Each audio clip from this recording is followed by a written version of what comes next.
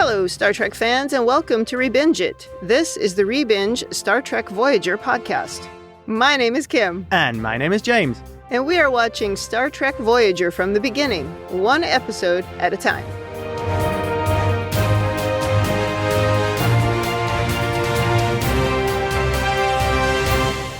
Welcome back to the podcast. Today we are on Season 1, Episode 12, Heroes and Demons. This episode aired April 24th, 1995. Before we talk about this one, anything to say about last week's podcast? State of Flux? That's Seska. She's quite villainous. She's been causing trouble for at least 3 episodes. Finally got rid of her. Yeah. Or did we? Yeah, that was a good one, but I guess you're implying she comes back, but I don't remember. She's so Cardassian. Yeah, she definitely was. And even, she started to even look Cardassian at some point. I'm not sure if it was how she was being shot or the way she was using her eyes or something. Oh, maybe that was a deliberate choice. Maybe. I loved the attitude. It really was very good. She pulled off Cardassian very well. No, she totally did. She may be an undercover operative, but she's no Garak. Well, few are. I wonder if her Cardassian dad wears an old man sweater like Garak's dad. Or her mom could be the Cardassian from The Young and the Restless. Young and the Restless seems to be a consistent source for guest actors on Star Trek. Yeah, well, and As the World Turns, because we had Oily G. He was from As the World Turns. So yeah, we're covering the 90s soap operas for sure. Well, you have this week's notes. Yes, I do. So over to you. We open on a captain's log, stardate 48693.2. Any comments on the stardates, Kim? No. Janeway reports they are detecting unusual, intense photonic activity in a nearby protostar, and that should be your first indication that there's trouble. Yeah, go the other direction. Yeah. Well, B'Elanna beams over some samples of this photonic matter, but strangely it does not all materialize. Janeway is very interested in this stuff because it'll improve power converter efficiency by 15%. But we don't learn actually how it's going to help. I assume magic? Well, and so far, every single thing that we've tried to do to increase our resources has managed to deplete them. So how are they still optimistic? I do not know. That's a good point. There should be somebody, maybe Tuvok, to point out to Janeway. Remember the nebula of coffee, how that worked out? Oh, yeah. Or the planetoid with dilithium. It turned out to just be a rock with a virus on it. Although I would say from Tuvok's perspective, they did almost lose Neelix there, so he would see that as a win. Oh, maybe. I'm wondering why Tuvok didn't suggest sending Neelix into the holodeck. We don't see Neelix in this episode, thankfully. So earlier you said that they were detecting something, and I would just like to say that as a viewer, I'm detecting another new Janeway hairstyle. Yeah, they have sort of tidied it up a little bit. It's not so much giant bun as it was in the previous episodes. It's more stylish, more subdued, and it's kind of swept across the right side of her head into, I don't know what it's called. I would call it like an underbun. Yeah. Because obviously the hair is tucked under somewhere.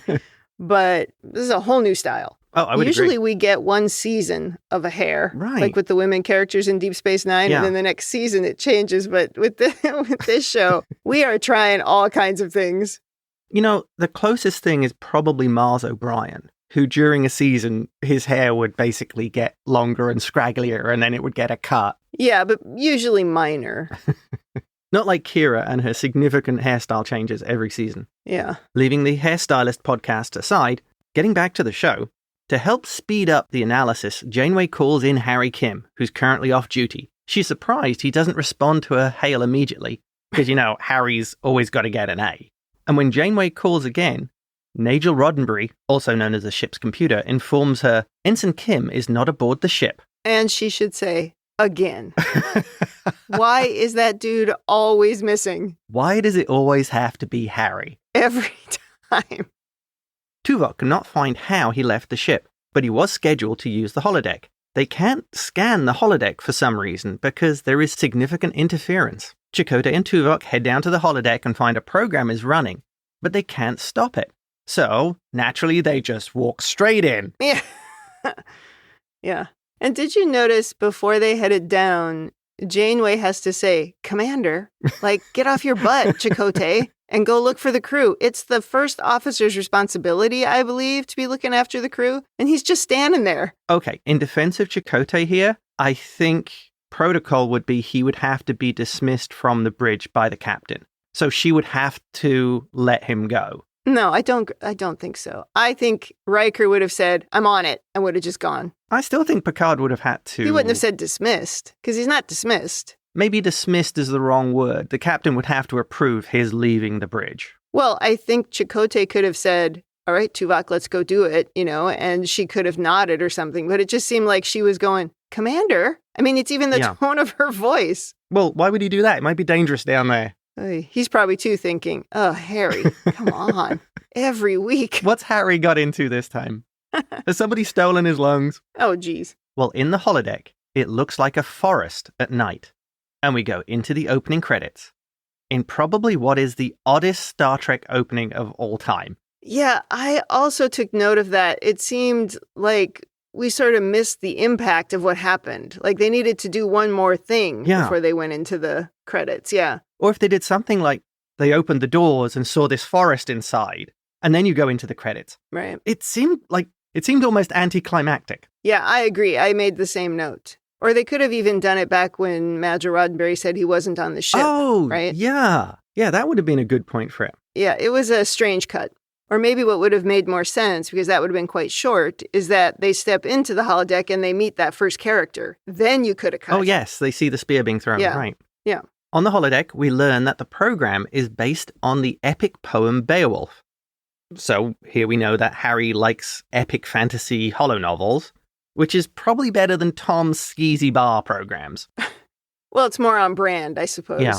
Did you think it was even slightly believable that Chakotay knew the details? I mean, he was like, oh, Beowulf, it's set in 6th century Denmark. I mean, really? I don't know. I don't think it's that unrealistic. I mean, I know what Beowulf is. I mean, if you have any kind of interest or maybe you were forced to study classic literature as a kid. But this is 300 years in the future, is my point. Oh, you can still torture children with Canterbury Tales and things like that in the future. Yeah, I suppose. Well, they're both scanning and they can't detect any signs of life. And they run into the first character of the holonovel, Freya, who's a shield maiden. Tuvok is being very Vulcan here, but Chakotay plays along with the program, telling her they are kinsmen of Beowulf, who of course is Harry. I loved her description of Harry here. Obviously, this is all part of the program or the game. And she finishes with, he had the burning gaze of a hero. That just really made me laugh. Yeah, the jet black hair. Yes. It's like, that's when you go, oh, Harry. And then she gives a little bit more embellishment. And it's like, well. Freya does tell them, you should avenge his death. And off they go to the hall of King Hrothgar. He tells them that Harry was killed by Grendel, the monster from the story, who keeps on killing the king's people at night. They don't have a body, and they didn't see the battle, as Beowulf fought Grendel alone. Chakotay tells the king they want to see the Grendel for themselves. And we get another character in the story here, Unferth, who appears to be a bit of a stick in the mud. I guess he's the heel of the holonovel. He doesn't want to let them face Grendel and tries to get into a fight, and it all seems to be very melodramatic and very part of the story. Yeah. But the king stops it, allowing Tuvok and Chakotay to stand sentry and wait for Grendel. Tuvok is pretty funny here. He's totally not playing along with the program, and he's being very no-nonsense, very Vulcan. After the holo characters leave the scene, Tuvok and Chakotay call Janeway and give her a report that the NPCs claim Harry was killed. Are these people NPCs? Are the characters in the holo novel NPCs? Well, I guess they're NPCs in the novel. Yeah. But they're not, like we used to call the different people on Deep Space Nine that we never learned their names. Yeah. We used to call them NPCs. True, it was usually reserved for the background characters who didn't get any lines. This is a little different. So I guess all the NPCs are the ones in these scenes that don't have lines. And Freya is actually, she is actually a PC. Oh, a PC, a player character. Okay. It's not, well, I don't know, not really, right? Because she's not a player. It's not really a person. I don't know. We're overanalyzing. That's my job. That's what we do. Oh, right. On the bridge, Janeway seems quite disturbed by the news that Harry's dead. Yeah. And on the holodeck, Tuvok is scanning to run diagnostics and figure out what went wrong. Chakotay explains to Tuvok the fascination of monsters and demons in the mythology of many different cultures and races. Tuvok dismisses this in another great line, saying, "Such fables are only necessary in cultures which emphasize emotional behavior. I would point out There are no demons in Vulcan literature. Chakotay delivers burn of the episode, saying, that might account for its popularity.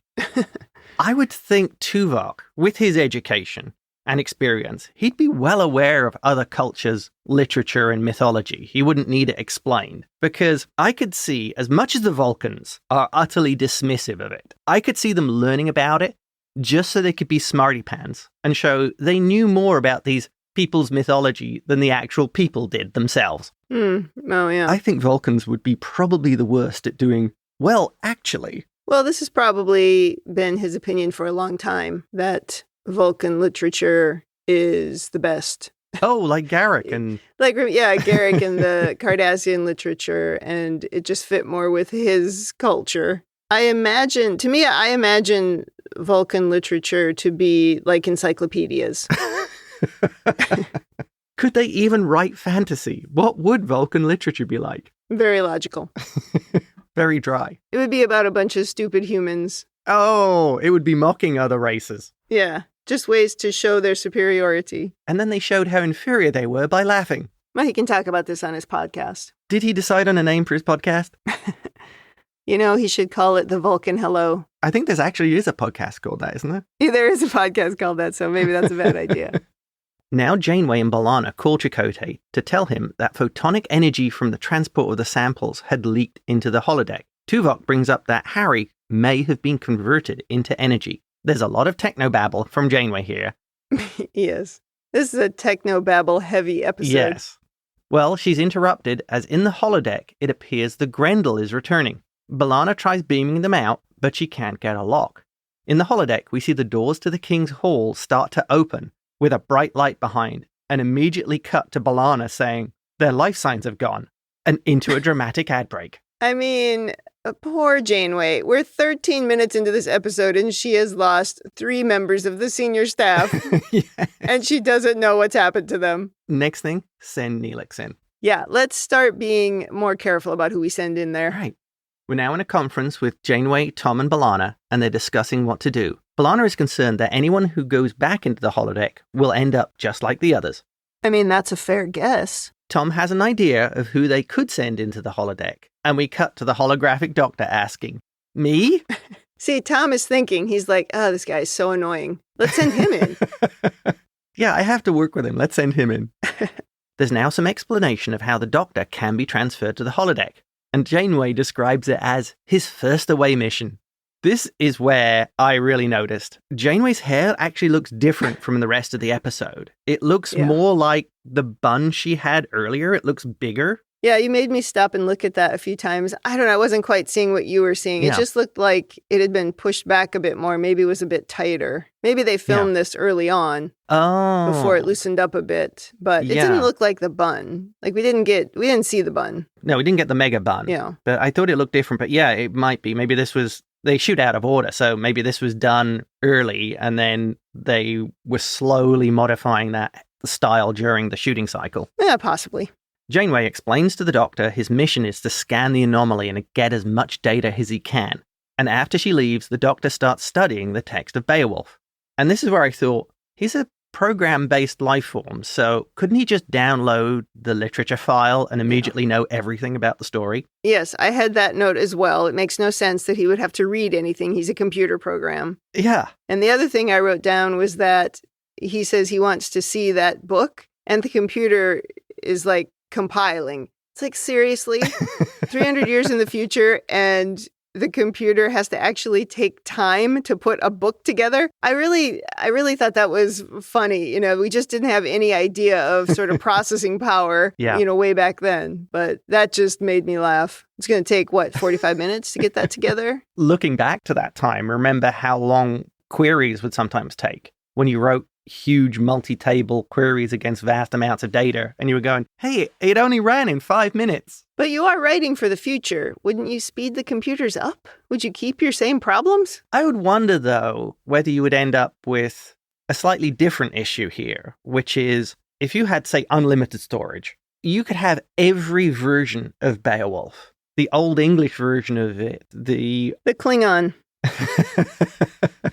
You truly can't appreciate the story until you read it in the original Klingon. Yeah, it would have made more sense if she had asked, which version do you want? Yeah. Right? There are 497 different translations and versions of Beowulf. Which would you like? Exactly. As the Doctor is reading, Kes comes in to reassure him. She seems to have picked up he's nervous about this mission, and he tells her he's never seen the sky or a forest, and certainly no Vikings or monsters. He just doesn't really know what to expect. She continues to reassure him, telling him none of the crew know what to expect when they go on an away mission either, and asks if he's picked a name, telling him that he may feel more like a Starfleet officer with a name. As she leaves him to study, he actually thanks her.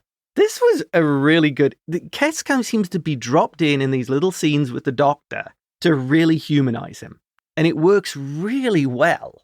Yeah, I agree. I really like the scenes between the two of them. It seems so strange to me because he's a computer program. Yeah. So why would he be hesitant, or why would he have emotions? Why would he worry? Why would he be interested in seeing the sky or whatever? Because he's a computer program. I just don't quite get that. It makes sense to me that they would put Kes in there to be highlighting those kinds of things. And it's almost like maybe you could think she's the one who's implanting those thoughts into the machine learning. She's directing the program. Yeah, so she's almost making him more sensitive just because of her behavior. Yeah. Like if we had just left Tom there, he would be even more and more rude over time. Right. This is really good headcanon, Kim, that the computer program that is the Doctor is expanding by learning from Kes. Yeah. It's using her as the touchstone for how to behave. Right. I like that. So even though I think Kes is really good here, as she usually is, she is wearing an absolutely hideous outfit in this scene. It looks handmade. I mean, it's a terrible color. Did she sew this before she came in? Or maybe Neelix sewed it. I don't know, but it is bad. What happened to that hot purple outfit she was wearing? At least she doesn't have any stuck on pieces of tinfoil. No, there's no tinfoil, but it's an ugly color and an ugly outfit. As a fan of Doctor Who, and I'm pretty sure nobody's surprised by that, he could just keep his name as the Doctor. Yeah, totally. That would be pretty freaking awesome. It'd be a great nod to a classic show. I mean, usually in Star Trek, they just refer to the Doctor as Doctor. Yeah. Janeway gives the go-ahead, and they start the transfer of the Doctor to the holodeck. And he has pretty much the same interaction with Freya, which is obviously the starting point of the storyline. Yeah. However, the Doctor knows who the character is, saying she's practically a legend where he comes from, which I thought was pretty funny. Well, is he faking that? Because when she says something like, "What battles am I known for?" he's like, and waits for her to say it. Yeah. So I don't know if he was playing a part there. I think he knew who the character was in the story, but didn't necessarily know the details, and was improvising at that point. I see. Freya asks his name, and we get the first name of the Doctor when he tells her it's Schweitzer. Freya, obviously following the program, says, a hero's name. Yeah, sure. This whole interaction with Freya is pretty funny. And I like how we're sort of seeing how it is playing very much like a game. Yeah. Off to the King's Hall for a second time, and the program plays pretty much the same as it did before. Unferth is still pretty much the heel of the story and ends up drawing his sword and striking at the Doctor. Eventually, the Doctor has enough and turns off being solid, causing the sword to pass harmlessly through him, but hurting Unferth when his hand strikes the floor. All the Vikings in the hall start chanting Schweitzer. And we go to a quick scene where they're all eating, and the king asks the Doctor to tell them a story to gladden their hearts. Well, the Doctor starts telling the story of how he stopped the spread of Paranatisi measles. Pretty riveting stuff from the Doctor. I guess so. I like the looks on everybody's faces as they're trying to understand what he's saying. And even the king is like, oh, what a great story, but very confused. But Unferth, who I don't know what his problem is, but he stomps away from the table even. So yeah. I guess he's just the bad guy in the story. Right, yeah, exactly. He's the heel of the story. Yeah. I do like in these holo novels, well, certainly this one, just how sort of ridiculously melodramatic it is. Yeah, even the way everybody speaks. I mean, right. Yeah, they're in it to win it. Everyone's left the Great Hall except Freya, who's come back to stoke the fire and ends up hitting on the Doctor, even kissing him, much to the surprise of the Doctor. Yeah, she has a new outfit on. She's never had on. She's let her hair down. Yeah, she's taking her work clothes There's off. a part in a few minutes where Janeway says, "We're monitoring you, Doctor." And all I could think was, if they're really monitoring everything that's going on in here, we are missing out on some colossal Janeway eye rolls. There are actually some good bits when the Doctor is talking to Freya, because she does ask him, "Do you know what it is to be alone among many?" And the Doctor says, "I think I do." Oh, yeah, it's a good conversation. It's kind of strange that he can relate more to these characters than actual real people, but I guess that's because he's still a learning program. Well, they're his people. They're made of light. He's literally found his tribe. After Freya leaves, we hear the Grendel returning again, and the Doctor begins scanning with a tricorder, telling the captain he's picking up traces of photonic energy. And this time, the door to the hall opens, and we see the Grendel, which appears to be like a glowing mass and some kind of tentacle creature. It's all tentacles. The Doctor describes it as a glowing photonic formation, and one of the tentacles reaches out and wraps around the Doctor's arm. He calls an emergency and to be pulled out, and in sickbay, the Doctor rematerializes, except one of his arms is missing, which in itself is kind of a strange thing considering he's a holographically generated program, so why would his arm disappear when he went back to sickbay? Yeah, that's a good question. I also wondered, he was sort of panicking when the thing was grabbing his arm. And it's like, why would he panic? That's a good point. Yeah. That must be something that his programs picked up from humans. He learned it from Neelix when he was panicking. Oh, in the phage. That's some good headcanon. Remember how sort of confused he was, how he didn't really seem to know how to react to Neelix panicking? Yeah. His program is learning bad human traits as well, or Talaxian traits in that case, but it works the same way. Mm-hmm. But yeah, you're right. It makes no sense that he would somehow lose an arm. I know. And then somehow Tom put it back. It's like, I don't know. Yeah. Did a piece of his code get fried? I mean, yes, the more I think about it, the less it makes sense. Right. There's a whole different set of holotransmitters in sickbay than it would be in the holodeck. Right. Well, we're still in sickbay and the Doctor's arm's been restored. B'Elanna is showing Janeway the results of the Doctor's scanning, and she announces it's showing a synaptic pattern. B'Elanna and Tom head off to engineering to figure out more about how these photonic samples from earlier could damage the holodeck, and they start running tests, and the photonic sample escapes containment. It looks like a small version of the big thing we just saw on the holodeck. Well, did you not start singing Who You Gonna Call when that happened?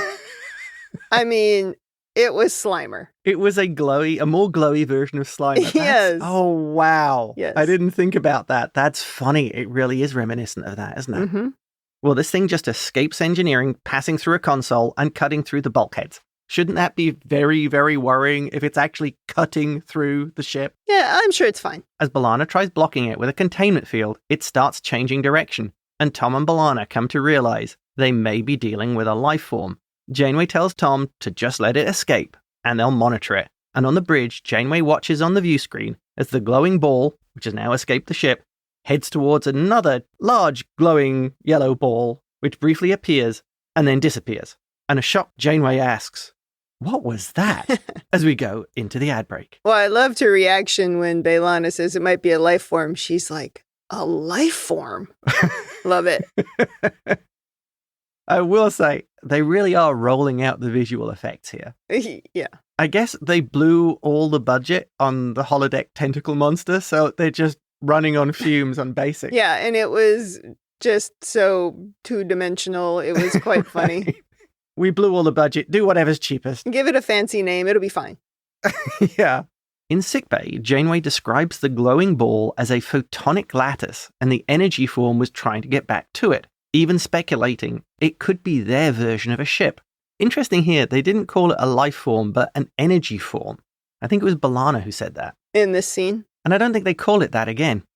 Janeway goes on to say when they had sensors on the photonic lattice, also known as the glowing yellow ball, they picked up 3 distinct bioelectric patterns. She hypothesizes these are the missing crew members converted into a form of photonic energy. Quite a leap. Yeah. But it is Star Trek. We only have 45 minutes. Yeah. Continuing, she thinks when they beamed over the samples from the protostar, they inadvertently captured lifeforms, and in retaliation, the lifeforms took members of Voyager's crew as hostages. The Doctor tells her they should return the remaining lifeform as a gesture that they mean well. He volunteers to take it into the holodeck and release it to the Grendel, in the hope they'll understand and release the Voyager crew in return. I really like Janeway saying protostar here. Yes. Hello, Prodigy fans. Well, at the beginning as well. Yeah. Janeway approves the mission, and we go back into the holodeck with the Doctor holding a glowing container. Oh, and they told him that he had to stay in solid form to hold the container. Don't forget that. That was important. Right, because why couldn't he just put it down? Yes, why couldn't he just put it down? I'm pretty sure that's in my notes. In the holodeck, the Doctor finds Freya again, and getting into the spirit of the program, he describes the container with the lifeform as a talisman to destroy Grendel. He's totally getting into it. He's not like Tuvok. Oh, no, he's much more of a performer than Tuvok. Unfortunately, Unferth appears, as belligerent as ever, accusing the Doctor of being in league with the Grendel. He knocks the Doctor to the ground, and Freya begins battling Unferth to defend the Doctor. Pulling his knife, he lunges at the Doctor, but Freya jumps in the way, taking a blade to the chest. Oh, a true warrior. Yes. And while the Doctor tends to the dying Freya, Unferth grabs the glowing container and runs away. That guy is such a pain. Yeah, couldn't the Doctor just put it down? I don't know. Yes, couldn't he just set it down and then when Unferth attacked him, it would go through him again? Or even if it didn't go through him, it's not like he has organs. I mean, what was it going to do to him? That's a really good point. Or alternatively, why couldn't he turn into like a 400-pound Klingon and beat the crap out of him? Yeah, like all of a sudden he's Odo. I guess that's just not in his programming. Oh, true. They would have had to add that in. Yeah. Taking up Freya's sword, the Doctor heads to the King's Hall, eventually confronting the cowering Unferth, retrieving the container from the King. Yeah, I thought this whole scene was really weird. Super melodramatic. Like, I couldn't quite understand why were they all of a sudden afraid of him? Because he was holding a poker. Well, he was holding that glowing fire stick. But they knew about fire. They had candles and they had the fire sitting right there. It's not like he just invented fire. I just thought it was a weird scene. Yeah, I guess that falls under, well, that was what it was in the program. Yeah, okay. So the Doctor has the container back and calls to Grendel as the Vikings watch in awe. As the photonic tentacle creature appears in the hall again, he releases the smaller one and it floats towards it.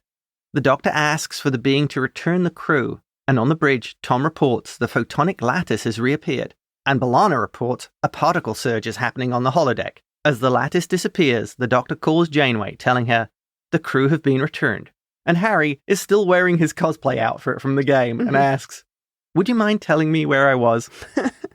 It's just lucky that photonic lattice could speak English. Somehow the translator worked, I guess. But it shouldn't have, because we didn't have enough of their language. But you know what? We don't have time. 45 minutes. We've got to wrap it up. We go to another log. Stardate 48710.5. Nobody cares. Any further comments, Kim? Nobody cares. Nobody knows what it means. Nobody cares. Janeway is telling us that they've been unable to find any further traces of the photonic aliens. Well, I suppose if you run into a species that just kidnaps your people, you probably don't want to talk to them again. The Doctor tells Janeway he wishes they could have had further communications with the lifeform and learned more of them. And Janeway, in what I would describe as the most positive reading of these events, describes it as, "We entered into a conflict, communicated, and eventually established a peace treaty with them." She's not wrong. An alternative could be, "We kidnapped some innocent photonic creatures, held them in containment, experimented on them, and we're lucky they didn't kill us all." Yes, well, that too. But it is good leadership to give the positive spin on the story. Oh, that's true. I mean, you can't be comically ridiculous, but she was trying to tell him, hey, you did a thing. It can't be like old Soviet-era propaganda. Everything's fine. It's fine. It wasn't that bad. She tells the Doctor she's placing a special commendation in the logs for exemplary performance by the Chief Medical Officer during his first away mission. I thought that was really nice. The tone of this episode at the end was supremely positive. Yeah. Janeway asks him about his name, but the Doctor tells her he's not sure if he wants to keep it, saying the last time he heard the name spoken was a painful one, which was when Freya died. Oh. Janeway tells the Doctor, "It sounds like you had quite an adventure on the holodeck. putting her hand on his shoulder and saying, "Something tells me you haven't had your last one." As Janeway leaves, we close with the smiling Doctor saying quietly, "Something tells me the same thing." The end. Well, yes, indeed. Do you have overt analysis? This is a tough one for analysis because at the end of the day, Yeah. it's Voyager's holodeck episode. You have to have one, and they do tend to be kind of throwaway. Yes, but it was a holodeck episode with stakes, and those are the kinds that I like, where they're not just, goofy or whatever. Because we lost 3 crew members, we had to figure out how to get them back. Yeah, this one seemed to have a little bit more of a substance to it, mostly because I think it was starting to introduce the Doctor as a real character in the show. Mm-hmm. He was somebody who was important. Yeah, it was a way to give him an away mission. Yeah. So I think my only over-analysis point is, what is Vulcan literature like? I told you, it's encyclopedias. And for our listeners who are too young to know what those are,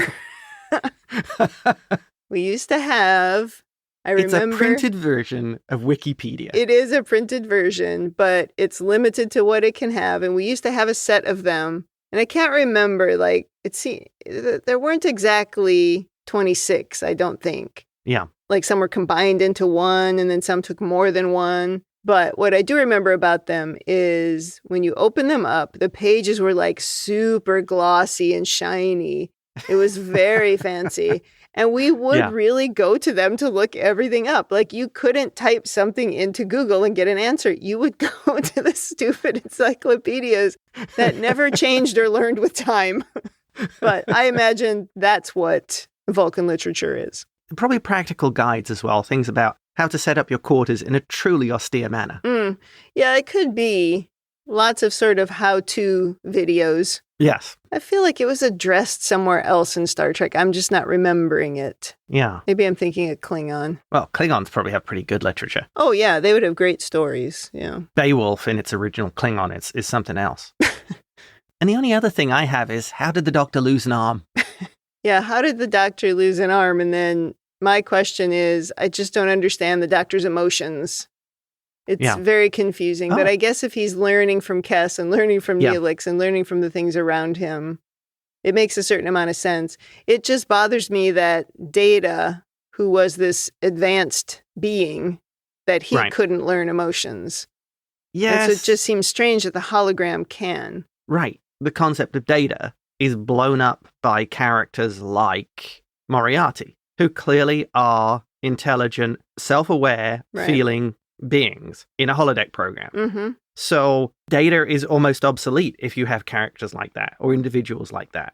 And the Doctor is heading in the same direction. Yeah, it's hard to reconcile all these things. Yeah. It's not that I don't think they should, because this character is actually great, right? The Doctor character is very entertaining. And Data was great for what that character was as well. And later they had to give him emotions to sort of get out of that rut. Yeah, right. So I guess it's like, well, these are the characters we're given, and they're popular and we like them. But when you really examine it, it is strange. Yeah. The only other thing I had in my overanalysis was poor Harry. I mean, his first deployment is pretty rough. How many times has he been kidnapped or ended up in the wrong place at the wrong time? I mean, this kid is in a lot of trouble. Maybe Harry should be the character saying, I find myself on the voyage of the damned. That would make more sense. Yeah. Well, I will go to Women in the Future. And there's a lot of Janeway and B'Elanna working together and solving problems. Yeah. It's really hard to describe how, at this point in Star Trek, April 24th, 1995, this is something that's not common. We haven't seen 2 women characters consistently from the beginning of the show like this, who are just working together, problem solvers, good at their jobs. They're not talking about boys like what happened in the early days of Deep Space Nine, right? And the characters of the women on Star Trek The Next Generation, it was up and down with their value, but it was rarely this, what we're seeing here. And I have to believe that this is quite inspiring to a lot of young people at the time. It's just great to see it. And so I'm really enjoying that part of it. It's like looking back at a time capsule. of something. And I really appreciate it because it used to drive me crazy on Deep Space Nine when they would have the women together and all they would talk about was boys. It was just super insulting. So this is nice. I am going to point out, when this came out, we did fall under the category of young people. Yeah, but I don't know. Maybe it did inspire me. Point taken. So maybe it was inspiring to me. Maybe I should say that. And I've said a few times, I don't remember the details of a lot of these episodes. I didn't remember the details of this episode. I didn't even remember the existence of this episode. But I remember really liking Janeway. And when we heard that Prodigy was bringing back Janeway, it was like, oh, I have a feeling this is why. Because we talked quite a bit in the Deep Space Nine podcast that I couldn't get into it and I didn't watch it when it aired. But I had no trouble getting into this because look at this. First of all, it's more like the Next Gen. I mean, we talked about it's more like TOS, but it's more like Next Gen than it is like Deep Space Nine because it's just people working together as a team on a starship, solving problems, and it's episodic, right? Yeah. Well, I think a lot of the attitudes feel like TOS. Yeah, well, if not the acting. It's more Starfleety. Maybe that's the right thing. Oh, yeah. And now what we've done is we've put women characters into it, and we're not focusing on the fact that they're women, which is kind of amazing. I feel like nostalgia tells us that that's what TOS was, that that's what Gene Roddenberry was trying to do, but not really. I mean, like even if you go back and watch the pilot with Pike, you can still see that, I think, on Paramount Plus. The way the women characters are treated is not great, but it was the 60s, so whatever. It was quite different, right? It was even 30 years before this one. But this just feels like a real advancement to me. That's kind of cool. Here's my take. The original series, I think, played up a lot on the Kirk as a maverick, bending the rules. And he was kind of the cool guy who, did what was needed in the moment sort of thing. Yeah. What you have here compared to TNG, which is Picard is a by-the-book guy, 99.9%. And he's on the flagship, so he has expectations. And I think what we have here is a show that goes back to that almost slightly kind of maverick, more seat of the pants kind of captain. Mm-hmm. We've got to figure something out now because we're on our own, and if we don't, we're all dead. Yeah, that's true. She's figuring out what needs to work in the moment, but still maintaining that Starfleet ethos. And I think they're correcting for a lot of the societal changes that have happened between the original series and this one. Thank goodness. And while she's a maverick like Kirk, she's not like Kirk in many other ways. Yeah. I mean, how many times when we've watched some of those old episodes recently have we gone, man, what a jerk this guy is. Whereas Janeway's a much better leader. Yeah. That is maybe a difference between 60s television and 90s television as well. Right. Yeah. Because I will go to Janeway's Leadership Corner. And the one thing I will say about it is I really like the thing at the end where she went to sort of do like a little retrospective with the Doctor. Yeah. Because that's the same thing she did with Harry when he had that problem where he was accidentally beamed into the death chamber, right? And ended up on that different planet. Right. She went to talk to him at the end as well and just make sure he was okay, but also tell him to reflect on it and to learn from it. It was similar here. What a great leadership move to go and show that you give a crap about people. Now, the Doctor's not really people, but I think they're really figuring out that he's evolving according to how they treat him. Yes. So what a great decision of hers to go and have that conversation, take it seriously, take his contribution to the ship. His contribution, take that seriously. I mean, that was a great leadership move, I thought. Hard to disagree. That is all I wrote down in the Leadership Corner. So I will go on to rating. Thumbs up, thumbs down, or neutral. What is your rating? Okay, my rating for this is a thumbs up. I really did like the episode. Some of that might come from the fact that we are rebinging it, and I like the Doctor character. But I think trying not to be influenced by the future, it's still a good episode where we see the Doctor sort of stepping out of just being a hologram. I don't know whether they planned this all along or whether while they're writing, they went, hey, the Doctor's a pretty good character. We could use him for more. I thought the characterization by Robert Picardo is really good. He's giving you a character that seems to have an odd, quirky sense of humor and is evolving as a member of the crew. So what can I say? Fun episode. I also give it a thumbs up. I really found it funny. There were several times I laughed out loud.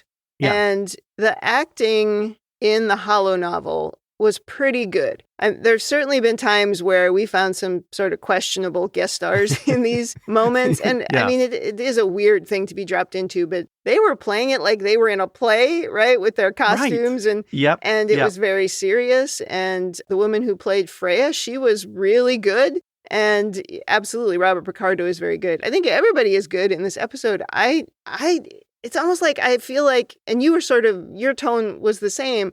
It's like I feel like maybe I shouldn't like it, but I did like it. It was very entertaining. Yeah. I think the other thing that makes it in terms of the holodeck episode and why this one I think really does work well. Yeah.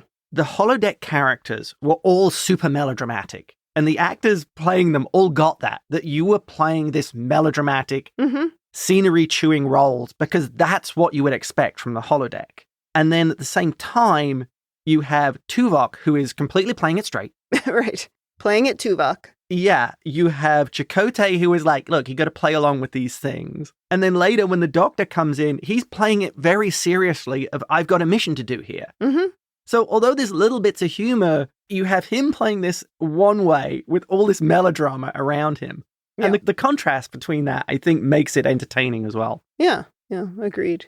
This recording hasn't been too long. The people who've been listening to us for a long time are going to assume we didn't like it because the recording is short, but we did like it. Yeah, we did like it. I mean, holodeck episodes tend to be a little goofy and aimed more towards sort of the humor. Like, look at Our Man Bashir. It was a good episode, Sure. but it didn't really buy you anything. It didn't actually really advance very much. Well, right. Yeah. And we talked about, even in this episode, there's not a lot to analyze. It's a thing that happened. You can enjoy it or not enjoy it, but it's not like it is an important part of the overall Star Trek story. Yeah. Yeah. But we do get the Doctor, but we do see the Doctor becoming a character who's not just the comic relief. No, absolutely. All right, that wraps up Season 1, Episode 12. Come back next week for lucky number 13. In the meantime, if you'd like to send us your own over-analysis of this or any episode, or if you just want to say something nice, you can email us at ReBingeIT@gmail.com. We're also on Instagram, YouTube, Threads, that thing that used to be called Twitter, at ReBingeIT. You can connect with us on the Facebook group, facebook.com/groups/Star Trek TTM podcasts. Thanks for joining us on the ReBinge Star Trek Voyager podcast. That's it for me. And that's it from me.